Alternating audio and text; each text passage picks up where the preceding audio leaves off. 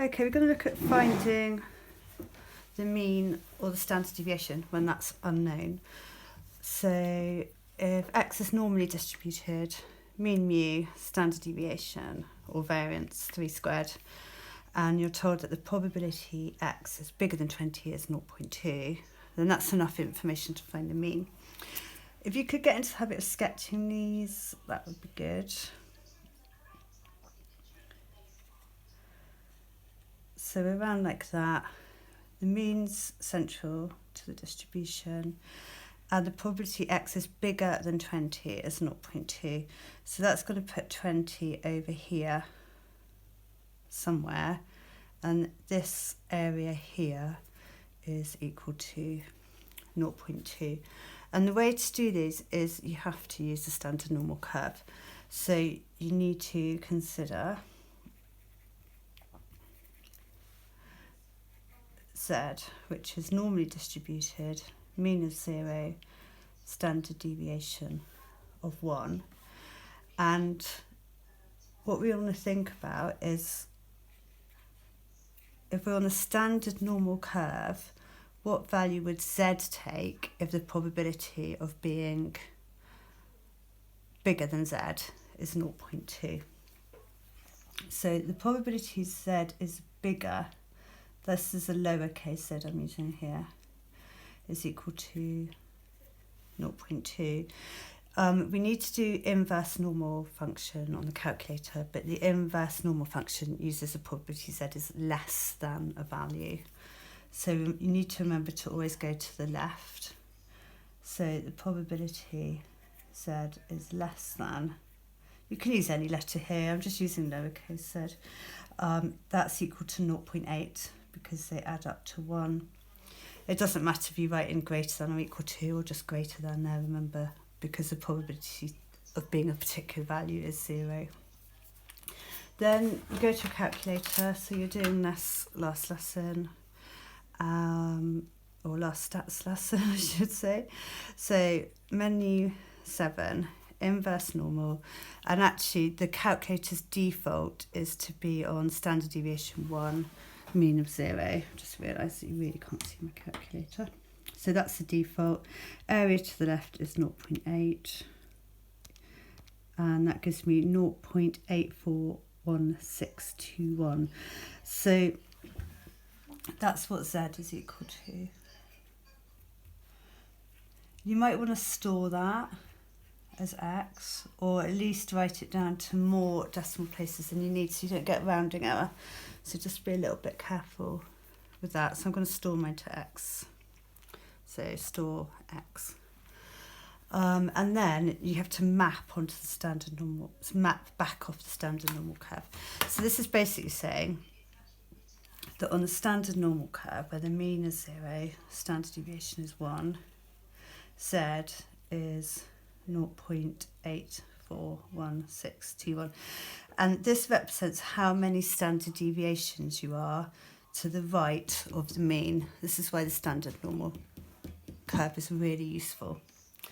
And the way that links in with this is that z is equal to x minus the mean over standard deviation. So if you take any value in this distribution, subtract the mean, divide by the standard deviation, that will tell you how many standard deviations you are away from the mean.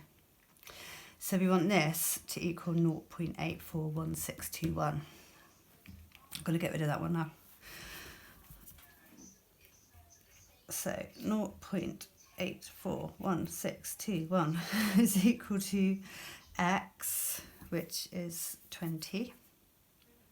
So x is your value on this distribution, minus the mean, which is what we're trying to find, over the standard deviation, which is equal to 3. And so 3 lots of 0.841621 is equal to 20 minus the mean.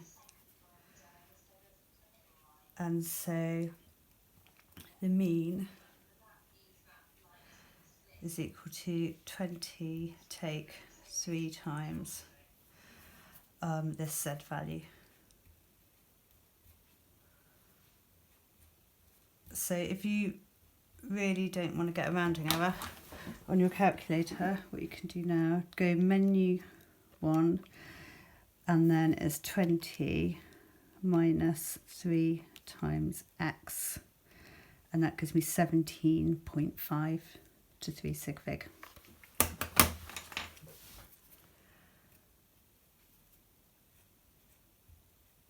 And then if we go to this diagram, it looks reasonable that the mean is 17.5.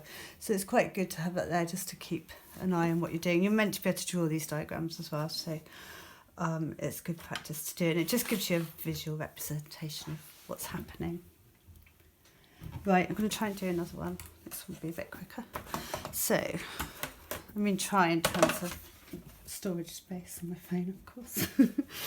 So given that x is less than 46, the probability of that is 0.2119. The mean is 50, and we want the standard deviation. So standard normal curve-ish, mean of 50. The probability x is less than 46, so I'm over here somewhere. And so this area here is 0.2119. And we want to find the standard deviation, but the method is essentially the same. So you consider Z, which is normally distributed, mean of 0, standard deviation of 1. You could probably get away with not writing that line, but I just want to make it really clear what we're doing. And this time I want the probability Z being less than a particular value. So on this one it's 46. I want to find how many standard deviations. 46 is to the left in the mean in a minute. And that is 0.2119. So that's the probability of being to the left of Z on the standard normal curve. And so same procedure as before. So it's menu 7, inverse normal, area to the left, so this time we don't have to convert it, 0.2119, and that gives you negative 0.799846, which I think I have just abbreviated to, yeah, negative 0.7998. If you were doing this old school and using tables, this actually comes out exactly as negative 0.8, but we'll do it like this. So I'm going to store that to x, so I can use it in a minute. And then this is how many standard deviations we are to the left. So negative 0.799846 z is equal to x minus the mean over the standard deviation. So that's the thing you really need to kind of learn here. It's not in the formula book. So z is x minus the mean over the standard deviation. I mean, it's common sense, but yeah. And so the standard deviation is going to be equal to negative 4 over this lot.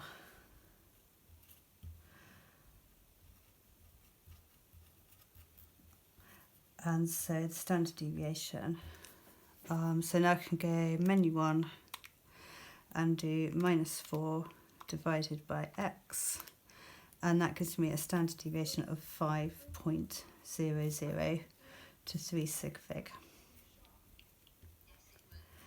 So these zeros are showing that your degree of accuracy is to 3 significant figures, so they should be in there. So if you have a go at some of those, and then we'll look at finding the base, which kicks out a couple of simultaneous equations.